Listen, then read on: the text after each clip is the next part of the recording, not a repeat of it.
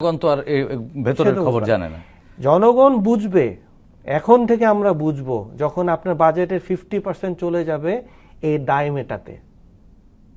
তারা যে করছে আজকে আপনি বাজেট সাজাতে, কিন্তু আমাদেরও তো এই আপনি যেটি বললেন একটা গুরুত্বপূর্ণ তথ্য বললেন যে এখন বাজেটের 50% এই দায় মেটাতে যাবে, কিন্তু আমাদের যে আগামী যে বাজেট মানে এই নতুন অর্থ বছরের যে বাজেট, সেই অর্থ বাজেটে তো আমাদের নানান ধরনের হিমশিম খেতে হচ্ছে বা হিমশিম খেতে হবে আমাদের। তো এই জায়গা থেকে যদি ওই ঘাটতি মেটাতে হয় সেক্ষেত্রে আমরা তো আরেক ধরনের থ্রেটের মুখে পড়ে যাব, চ্যালেঞ্জের মুখে পড়ে যাব। সাহেব ভাই, আমি বাংলাদেশের অর্থনীতির সম্বন্ধে চ্যালেঞ্জ, আপনার কথার সাথে আমি একমত। এটা ম্যাক্রো ইকোনমিক পলিসিতে ব্যালেন্সের একটা বিষয় থাকে, কিন্তু আমি বলবো যে আল্লাহর অশেষ রহমত, Bangladesh is wonderfully blessed in some wedge. হ্যাঁ, আমাদের মানে বলতে পারেন যে আধ্যাত্মিকভাবে কিছু জিনিস হয় যেটা কিন্তু হয়ে যায়, এবং এটা কিন্তু আমি কথার ছলে কিন্তু বলছি না। আমাদের অর্থনীতির সবচেয়ে বড় একটা স্তম্ভ হচ্ছে আমাদের দেশে যে রেমিটেন্সটা আসে। কিন্তু রেমিটেন্স তো কখনো সূচক হতে পারে না, একমাত্র মাধ্যম হতে পারে না। কিন্তু এটা আমাদের ফরেন কারেন্সি যে জেনারেশনটা যেটা হয়, এটার একটা বেসিস তৈরি হয়, কারণ এটা রাষ্ট্রের তো মানে শিল্পায়ন হচ্ছে সবচেয়ে বড় জায়গা। আপনার প্রবৃদ্ধি বলেন বা অর্থনীতির সবচেয়ে বড় চাকাটি ঘোরায় শিল্প। সেই শিল্পের উপরে তো ভর করতে হবে, কিন্তু আমাদের বাজেট যদি অন্যদিকে চলে যায় দায় মেটাতে, সেক্ষেত্রে আমাদের জন্য তো সেই শিল্পটাও যে আপনি বলছেন, সেই শিল্পটা যদি আমাদের ফরেন কারেন্সিটা না আসে, আমরা একটা ইম্পোর্ট নির্ভর দেশ। আপনি শিল্প কারখানার শুধুমাত্র বাংলাদেশে বলতে পারেন আমরা ইট বানাই, বালিটা তুলতে পারি, আমাদের পাথরটাও আসে না। আপনি যে লোহা বানাবেন, আপনার যে রড লাগবে, একটা কারখানার যে ভিত্তি প্রস্তরটাকে আপনি করবেন, আপনি তো বেড়া দিয়ে বানাতে পারবেন না।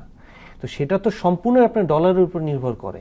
So everything is correlated with each other. আপনার এই যে বললাম যে আমাদের শ্রমজীবী যে মানুষ, মানে খেটে খাওয়া একটা জীবন্ত মানুষ, যারা বিদেশে থেকে সমস্ত সংসার ফেলে আমাদের দেশে যে টাকাটা পাঠাচ্ছে, এদের কাছে আমি কিন্তু সবচেয়ে বেশি কৃতজ্ঞ, শিল্পপতি বলেন অন্যদের থেকে। কারণ তাদের এই ত্যাগের ফসলের জন্য আজকে বাংলাদেশ তার ভিত্তিপ্রস্তর উপরে দাঁড়িয়ে আছে। এটা তাদেরকে সেলুট করার মতো, আমরা তাদেরকে স্বীকৃতি দেই না। কিন্তু তারা যে আমাদেরকে ডলারটা দিচ্ছে, সেই ডলারটাকে আমরা কনভার্সন করে পেরিফেরাল অন্যান্য ম্যাক্রো ইকোনমিক যে আপনি যে জিনিসগুলো বললেন, সেটাকে সাপোর্ট হচ্ছে, এবং সেটার জন্য কিন্তু আমাদের ডেভেলপমেন্টগুলা এগোচ্ছে এবং আগাবেও। আমি বিশ্বাস করি যে হ্যাঁ, এখানে একটা ভয়ের বিষয় হচ্ছে যে আওয়ামী লীগ সরকার কিছু কিছু কাজ করেছে, যেরকম ব্যাংকিং বাংলাদেশের ডোমেস্টিক সেক্টর থেকে প্রচুর টাকা কিন্তু উত্তোলন করে নিয়েছে। হ্যাঁ, আমার আপনার টাকা কিন্তু ব্যাংকে নাই আসলে।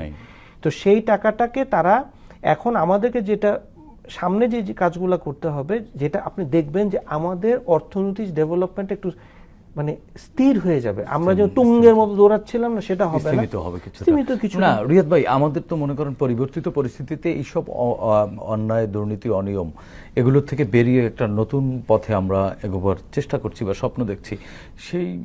সেই পরিবর্তন কি আমরা আজ করতে পারছি? আমরা কি বদলেছি নৈতিকভাবে? গত 17 বছরে মানুষকে এমনভাবে ব্রেইন ওয়াশ করা হয়েছে, আপনি যেখানে যান না কেন মানুষের ভিতরে যে মোরাল একটা ক্যারেক্টার থাকে, there two thing, there is morality and there is ethical. হ্যাঁ, এই মোরাল ক্যারেক্টারটা আমরা নষ্ট করে ফেলেছি। মানুষ টাকা ছাড়া কিচ্ছু বোঝে না, দেশাত্মবোধ বোঝে না। তার কাছে বিদেশে দুবাই থাকবে, আমেরিকা থাকবে, পাসপোর্ট। দেখেন, সবাইকে গিয়ে বলবেন, আপনি জিজ্ঞেস করেন, অনেকে ডুয়েল পাসপোর্ট আছে এটা বলে, তাকে জিজ্ঞেস করে দেখেন, আপনার আমেরিকার ট্রাম্প বলেছে তুমি বাংলাদেশে পাসপোর্ট রাখবে না, দরকার নাই। আমরা দেশে স্বাধীনতার কথা বলি, দেশাত্মপ্রেমের কথা বলি, কিন্তু আমাদের মন পড়ে থাকে আমেরিকার পাসপোর্টের প্রতি, লন্ডনের পাসপোর্ট। মানে আমরা আসলে চারিত্রিকভাবে এখনো বদলাইনি। চারিত্রিকভাবে আমি বদলাই। মেজবাহুল আজম সওদাগর।